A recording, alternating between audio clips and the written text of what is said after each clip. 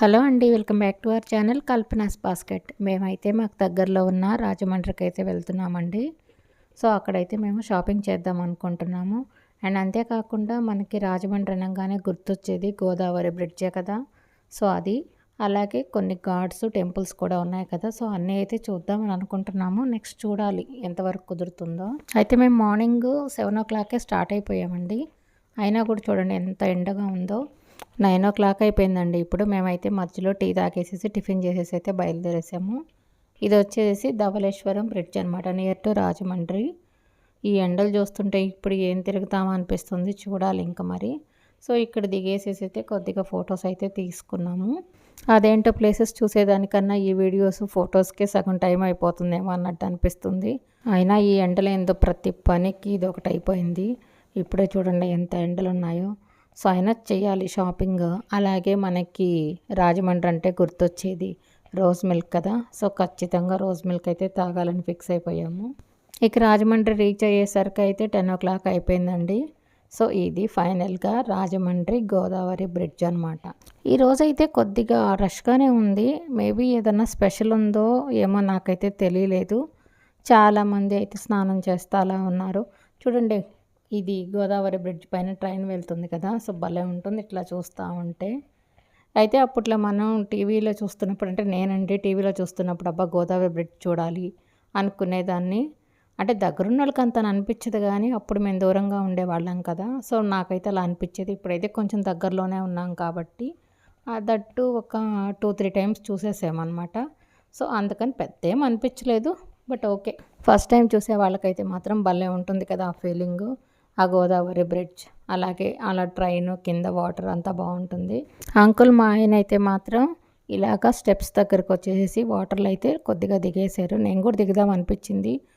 అయితే చేపలు మాత్రం భలే తిరుగుతూ ఉన్నాయి. ఏంటంటే మరీ పెద్దవి కాదనుకోండి, చిన్న చిన్నవి అనమాట. మనం కాలు పెడితే కూడా కొద్దిగా కాలుకి తగిలేటట్టుగా ఉన్నాయన్నమాట. భలే అనిపించింది. ఆంటీ అయితే రాలేదు, అక్కడే బయటే కూర్చో అన్నారనమాట.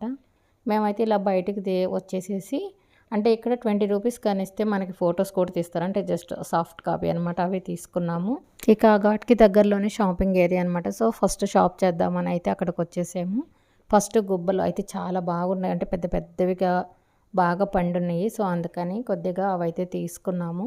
దెన్ నార్మల్గా శారీస్ కానీ డ్రెస్సెస్ తీసుకుందామని అలా బయటకు వెళ్ళాం. ఎండలు చూడండి ఎంత ఎక్కువ అయితే, ఈవినింగ్ టైం కానీ అయితే ఎంత రష్గా ఉంటుందో ఆ ప్లేస్. సో ఎండ అయ్యేసరికి అంతేం లేదు. ఇక్కడైతే కొద్దిగా బ్యాంగిల్స్ తీసేసుకున్నారా ఆంటీ. నెక్స్ట్ వచ్చేసి శారీస్ కానీ, మెయిన్ ఇదిగోండి రాజమండ్రి రోజ్ మిల్క్. ఇక్కడ ఒక మిస్టేక్ అయిపోయిందండి నాకైతే.